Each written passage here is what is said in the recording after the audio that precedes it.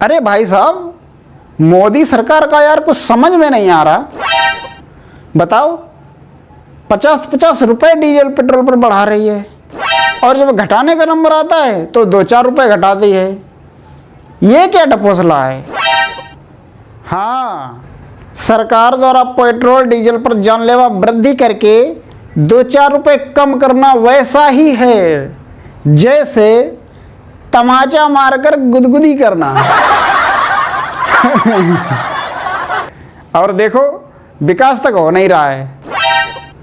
विकास? अरे petrol diesel की कीमतें लगातार बढ़ने से सिद्ध हो गया है कि देश का विकास लगातार हो रहा है। देश के सभी पेट्रोल पंपों पर मोदी जी के होर्डिंग लगाए जाने से ही देश को समझ लेना चाहिए था कि पेट्रोल डीजल के दाम लगातार बढ़ाए जाएंगे और मोदी जी खुद निगरानी करेंगे। हाँ बिल्कुल सही भाई, बिल्कुल सही।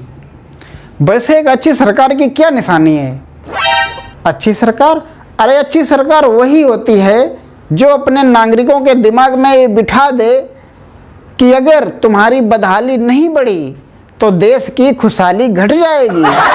अगर किसी वस्तु पर सरकार द्वारा 10 रुपये बढ़ाकर 10 पैसे कम कर देने को ही अगर नागरिक महंगाई घटाना समझने लगे तो समझ लेना चाहिए कि देश का विकास पटरी पर है।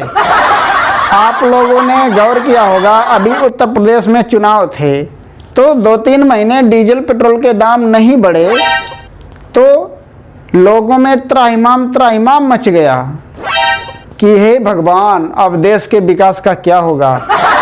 और जैसे ही चुनाव खत्म हुए तुरंत देश का विकास पटरी पर आ गया। हाँ, लेकिन भैया ये सरकार महंगाई बढ़ाती क्यों है? हाँ, अगर सरकार महंगाई ना बढ़ाए तो लोगों को लगता है कि हमने जिस काम के लिए वोट दिया था वो काम ही नहीं हो रहा है, तो फिर काहे की सरकार। नागरिक जितना ही बुनियादी जरूरतों को तरसेंगे देश की बुनियाद उतनी ही मजबूत होगी, और जितनी ही जीडीपी माइनस में जाएगी विकास उतना ही प्लस में होगा।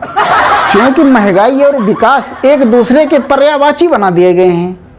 अगर एक दिन भी पेट्रोल डीजल के भाव ना बढ़ें तो लोगों को लगता है कि हम मोटरसाइकिल पर बैठ कर नहीं, उसे ढोकर चल रहे हैं। अरे धोखे से एक दिन डीजल पर 21 पैसे कम क्या कर दिए। ऐसी मनोस्थिति हो गई कि जैसे देश 2100 साल पीछे चला गया हो। अगले दिन जब 70 पैसे बढ़ाए तब जाके आज़ादी के अमृत महोत्सव वाली फीलिंग आई। ये तो बहुत महंगा पड़ा भाई। हाँ, महंगा पड़ गया। अबे शेर पालोगे तो महंगा ही पड़ेगा ना।